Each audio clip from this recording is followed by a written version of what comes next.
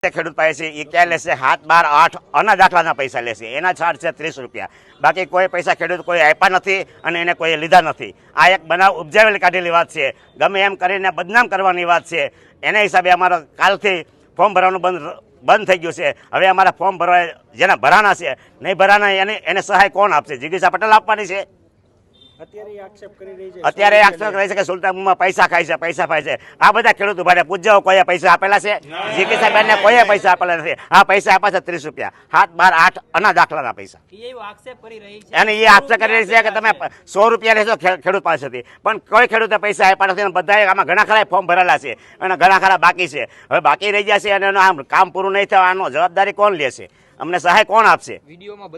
વિડીયોમાં social media મારફતે બતાવે છે કે આમ થાય છે, તેમ થાય છે. આ બધી એક ગપની વાત છે. આ ખોટા જૂઠાણા ફેલાવીને પોતાની કારકિર્દી માટે આ બધું કરે છે. અમારા ગામમાં 2 દિવસ પહેલા જિગીષાબેન પટેલ આવ્યા, ત્યારે એ વખતે જ મેં એને આ ફોર્મ મેં ભરાવ્યું. મારી પાસે પૈસા લીધા, પણ ક્યાં 30 રૂપિયા, 7, 12, 8 અન્ય દાખલાના 30 રૂપિયા લીધા. મારી પાસે કોઈ પૈસા લીધા નથી, એમ ખેડૂત પાસે કોઈ પૈસા લીધા નથી. આ એક ગામમાં કામ ખોરાવવા માટે અને કોઈ કિનાખેરી માટે અમારા ગામના વીસીઆરને હેરાન કરે છે. અમારા ગામના વીસીઆર છે તે રાતે 2 જણાને બેસાડી અને બધાના ખેડૂતના ફોર્મ લેશે. અને આજે અમે અમારી પંચાયત બોડી સાથે અમે ગામ ખેડૂતો બધા પંચાયત પાસે જઈ અને અમે કીધું હાલ આપણે બધાએ ગોંડલ જવું છે, આવેદનપત્ર આપવું છે, આપણું ગામ બંધ રખાવો. અને ગામમાં ટોટલ ગામ બંધ છે, સરકારી નિશાળું પોસ્ટ ઓફિસ બંધ છે, સહકારી મંડળી બધું બંધ છે. અને જ્યાં સુધી અમારા વીસીઆરમાંથી એફઆઈઆરની રદ નહીં કરવામાં આવે ત્યાં સુધી અમે ગામ બંધ રાખવાના છીએ. અમે ખેડૂત બધા પંચાયત સાથે છીએ. અમે બધા ખેડૂતો અત્યારે હાજર હશે, જોવા પાછળ બધા ખેડૂતો પણ છે.